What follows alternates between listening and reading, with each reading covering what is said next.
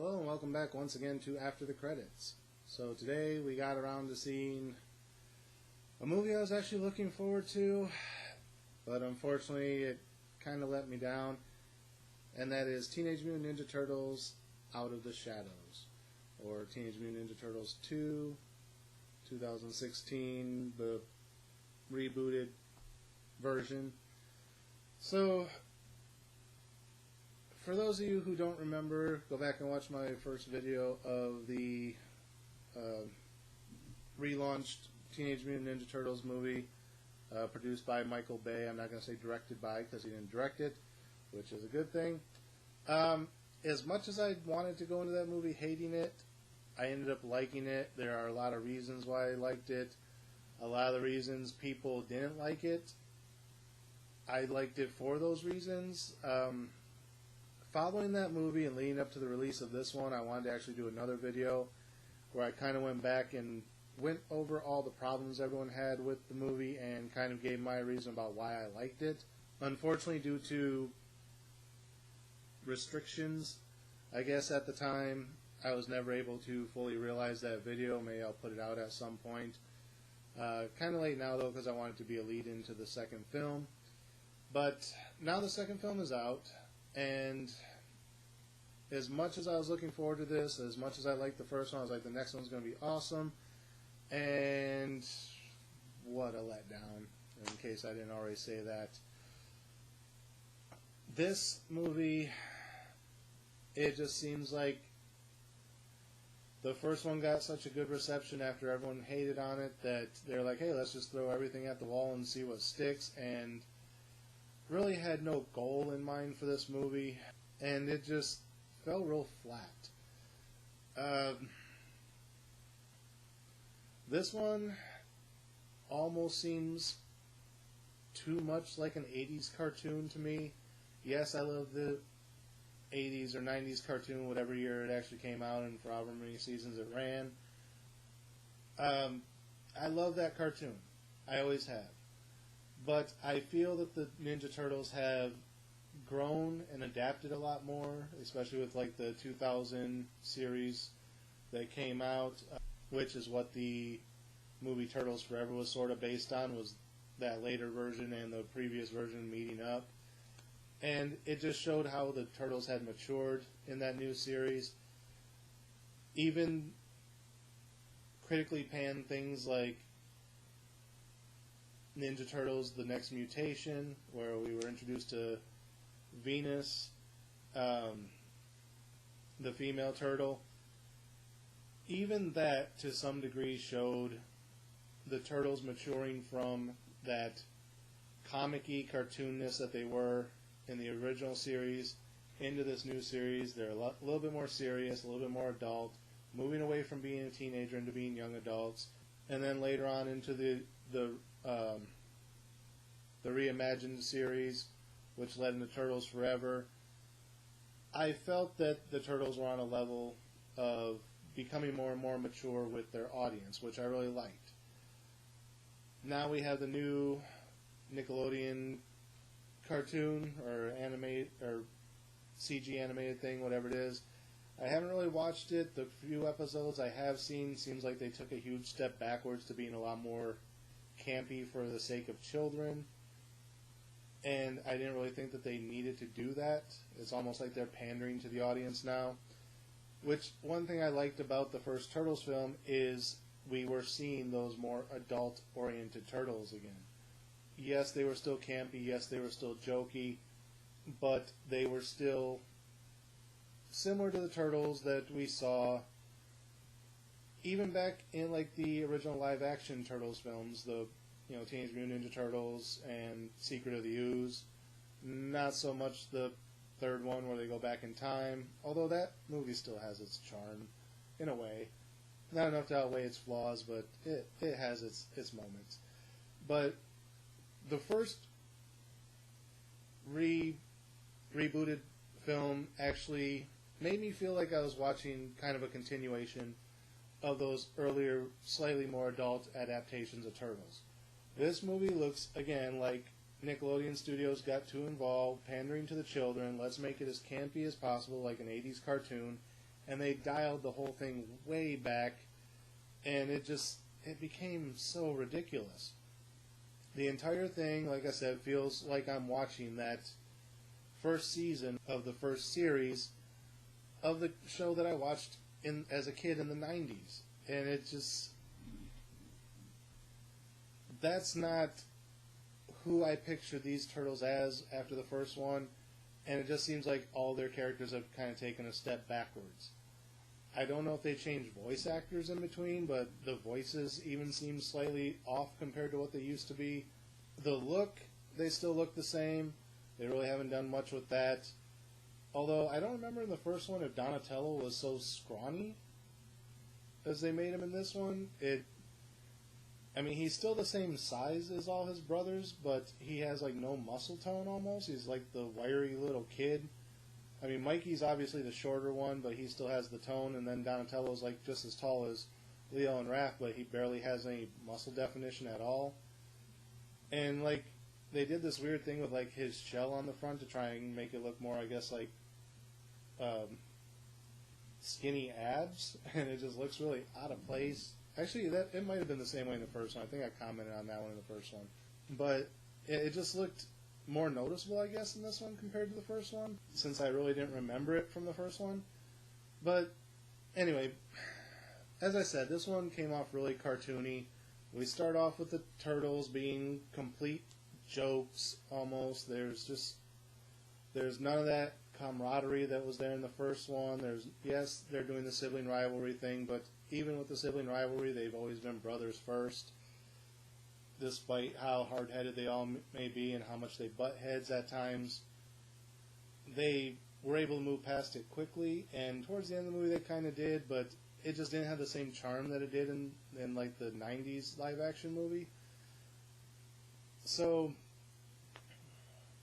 we follow April O'Neil for a little while, following around Baxter Stockman, who, I could be wrong, but may have been played by Tyler Perry, of all people. And honestly, if it wasn't for how cartoony they made the character, Baxter Stockman would have actually been probably the best character in this movie. He was the nerdy scientist guy who is evil for the sake of good, I guess. He's not really intentionally evil. He's just following through with his experiments because he's interested in science and he just wants to see what might happen if he tries this. And if bad things happen, well, that's just science. And he pulls that aspect of the character out so damn well, but then they turn around and make him overly cartoony while going about it. And even back in the 90s cartoon, Baxter Stockman wasn't a superly cartoony character. He was a serious scientist, similar to what they kind of portrayed in this movie. But instead they make him this, I'm going to do this, like really twitchy kind of guy. They got him in these giant Coke bottle glasses. And it's like they were on the right track with him. And then they screwed it up. The Turtles aren't any better in the stuff that they do. The Shredder, there's no sign of Eric Sykes or whatever his name was from the first one in this one.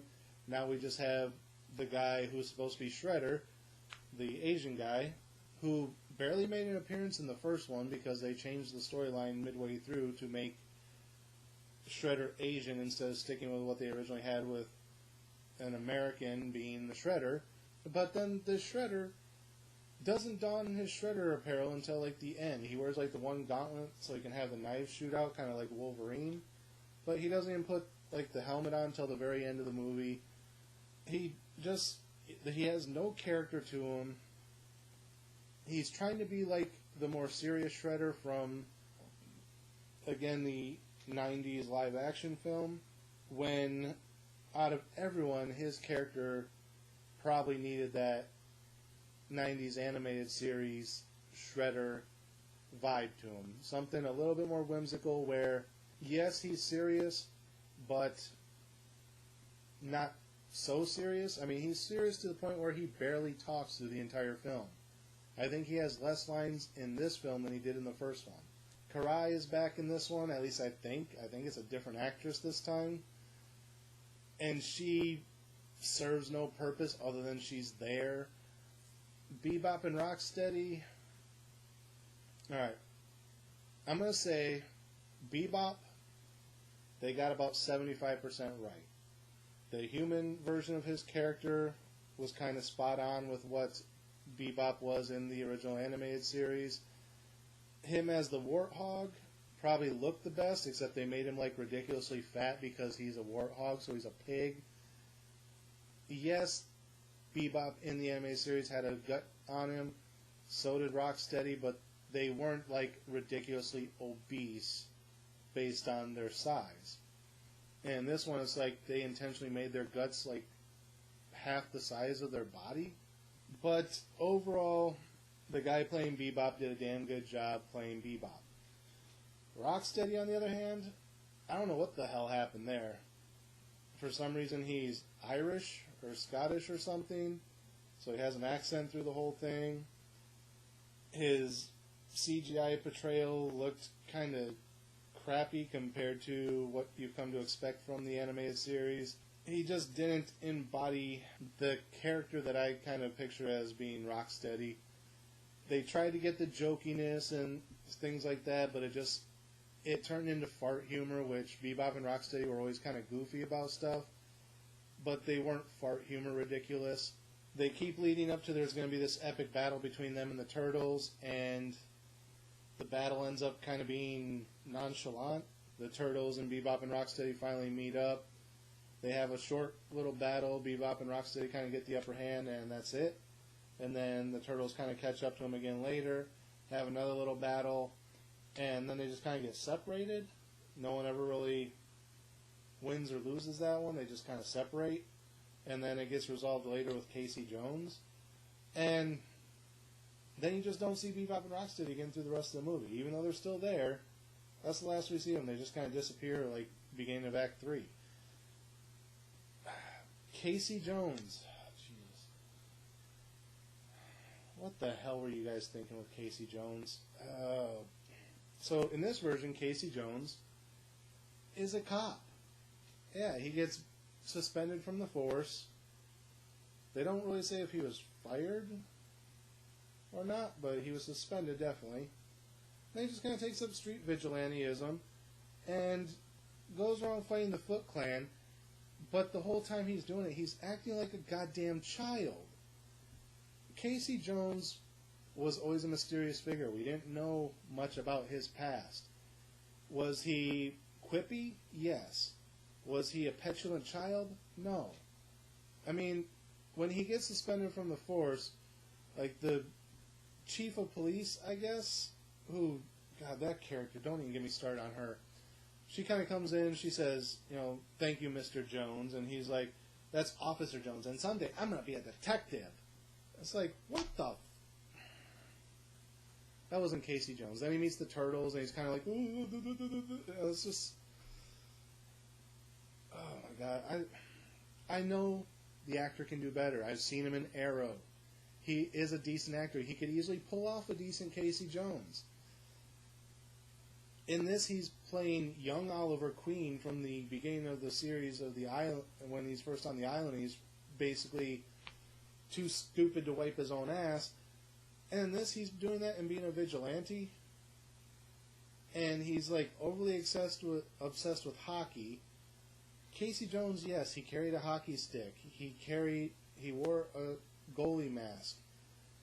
Those were only two of the weapons he carried. He was into all sports, and he used all sports memorabilia as a weapon. Baseball bats, golf clubs, cricket sticks. If you name it as a sport, he could find a way to use it as a weapon. This one, they just focus on the hockey stick and the hockey mask. And the mask is way oversized. He barely wears it through the entire movie, so he's not Casey Jones, because Casey Jones in the 90s series never took that damn mask off. In the later series, he would occasionally be seen without it on, but he always had it with him. In this, he wears it like that first encounter, and then that's it. and then after that he stops wearing it. Apparently his hockey stick is made out of steel or something because it takes a katana blade to it and doesn't break, and most hockey sticks are made out of wood and plastic. Yeah, so either he had this one specially prepared for being a vigilante, or I don't know. He doesn't fit the part of Casey Jones. He doesn't act the part of Casey Jones. He doesn't look the part of Casey Jones. Could he look the part of Casey Jones? Yes. Because young Oliver Queen on the island, with the long hair and the beard, looks Casey Jones-ish. There's actually fan art online somewhere of a representation of what Casey Jones could look like, and it looks damn good. It's not what we get in the movie, but it's what could have been. The relationship between Casey Jones and April is just kind of forced in, as far as like once he takes the mask off, she thinks he's kind of cute, and then just kind of like they flirt with each other, but it just doesn't fit. And then this goddamn chief of police, oh my god, let me get back to her for a second. This lady makes no damn sense. You know what? I can't keep ranting about all the characters, even though there's only one more that I really have to say anything about. Honestly, the best character... Actually, there's two more characters in this movie that I can talk about. One's Vernon Fenwick, who returns, who plays the same character he did in the last one. He's barely used, and, you know, for the performance he gave in this one, it's on par with the last one, except I wish they would have used him a bit more. Other than that, the only other character I can talk about, unless I go back to that chief of police, which... Okay, I gotta talk about the chief of police. I can't avoid it. She is the most incompetent person around. She just kind of shows up, kicks the other chief of police out. She's like, oh, I got jurisdictional, blah, blah, blah, blah, blah. I'm in control now. She doesn't listen to any of the officers. She sees stuff with her own eyes and doesn't believe it. She just... they play her so stupidly through this film. I mean, it's so dumb I can't even put into words how dumb it was. Which is why I was trying to avoid talking about her, because I just can't... I can't visualize the words that I want to say to express how much I hated her character. But the character I probably hated the most out of this entire film... Krang. Yeah, Krang's in this, and when you first see him, he looks alright. I mean, he's got his robot body, he's inside the stomach of it like he's supposed to be, but then he's like built into all these tentacles that just keep ejecting him out of the stomach, so he's always kind of floating away from his mechanical body, but then he can still control the mechanical body to like reach out and grab things for him. The whole point is you're inside the body because you wanted a body, not to be projected out of the body. And then he can't get back into the body when he's out. He keeps telling the robot body, push me back in, push me back in. And it's like mushing him in, and like, it's... Again, it's being the 80s cartoony Krang, except the 80s cartoony Krang was the only competent character in the 80s cartoon. And don't even get me started on his voice. Yes, the 90s cartoon Krang had that type of voice where he sounded cartoony, but it still had a menace to it despite that.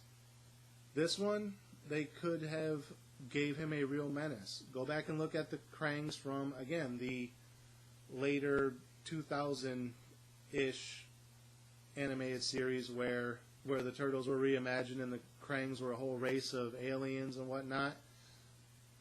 That is how they could have portrayed Krang in this. Instead, they get the guy who played Ray Romano's brother on Everybody Loves Raymond to do his voice. So he just kind of sounds like this all the time. And it's just like, you know, has that real dark, deep voice, and just he tries to act funny, and there's a reason I didn't like Everybody Loves Raymond. I don't like him. I don't like Ray Romano. I don't like whatever the brother's name, Robert or whatever it was. I don't know his real name. I didn't like it when he played Lobo in Justice League. When, the main man, but you know, no, you're not right for that character. I don't like that guy as a voice actor, and to put him in as Krang didn't fit the look that Krang had in this. The look Krang had was really probably the most menacing thing in this film, even more menacing than this joke of a Shredder that we got now. But when he talks, it just kind of takes you out of like, wow, this guy's the big threat, really? I just don't know what they were thinking with this movie. They're like, hey, you know, the first one did better than we thought it was going to. People responded to it better than we thought they would based on early reactions. Let's just throw all this 90s crap in because that's what the fans seem to like. And no, this is what we didn't want in the first one. This is all the little stuff that you wanted to cram into the first one that everyone got up in arms and said, don't do that, it'll ruin it. Go with this, go with something more mature. It's an adult film. It's a live-action film. Yes, it's Nickelodeon. Yes, it's still targeted towards children. But when you say shit in a movie, sorry, you lost your child audience right there for the most part. So you're obviously sort of targeting that adult demographic that went and saw the first one. Don't pander to people. Don't say, oh, well, here, let's give you all the crap from the 80s that you liked. We're beyond that now. That's not what we want to see. We've seen more mature Turtles. We want to see more mature Turtles. You've basically taken them a huge step backwards just to move them a step forward. If this was a prequel, I could understand it. It's not. It's a sequel. And not to mention the whole involvement of how Krang and Shredder meet. It's like Shredder's trying to escape prison, and they use this device that they found, which is a teleporter. And when they turn on the teleporter, he's transported to Dimension X, I guess. And Krang's just like, oh, here, I'm Krang, and you got my teleporter. There's 2 more parts, and if you go get those, it'll amplify the teleporter, and I can bring the Technodrome through. Okay, go back now. And out of nowhere, just, hey, I'm Krang, you know. And then we get the Technodrome, and it does nothing. The pieces have to come through the portal individually. They fly around the city, crash into a couple buildings. Then the Turtles stop it from forming and send it back to Dimension X because they turn off the portal. I know the Technodrome didn't do much in the original series. It was kind of a worthless device. You could at least had to do something in here where like it was destroying the city and the Turtles had to get inside of it and stop Krang and the Shredder from doing whatever, or had to find some way to stop it from destroying the city. Hell, it's a giant tank. Have it move really slow so it's knocking over like 1 building per hour. I don't care, but it's to bring it in and then not do anything with it. And then, of course, Krang, you know, when he goes back to Dimension X, he goes, I'll be back, and this time I'll be 1,000 times more powerful, and stop. I mean, I was so frustrated with this movie, I didn't even stay till after the credits to see if there was an after-the-credits scene leading into another sequel. You have fallen so hard from the greatness that was the first one. Did the first one have problems? Yes. But even with those problems, the little subtle nuances that you gave to Turtles lore that a lot of people don't know about is why I like the first one. Now you've taken what could have been great and just crapped all over it with what you think is nostalgia, and it's just an insult. Maybe you're going more towards whatever Nickelodeon's producing now for the new Turtles cartoon, but it's not what I wanted. And it's not what I'm sure a lot of the people who enjoyed the first film wanted. So what would I give it as far as a star rating? A 1.5. And that really pains me to say. I honestly right there wanted to give it a 2, but I can't justify going that high. I can't justify going to 2.5. I can't even justify giving it a middle of the road. That's how much you have fucked up this movie. This is a 1.5, and you're lucky you're getting that and not a 1. I don't know what else to say. Sorry. So that's it for this episode. Hope you guys enjoyed my 30 minutes of rambling.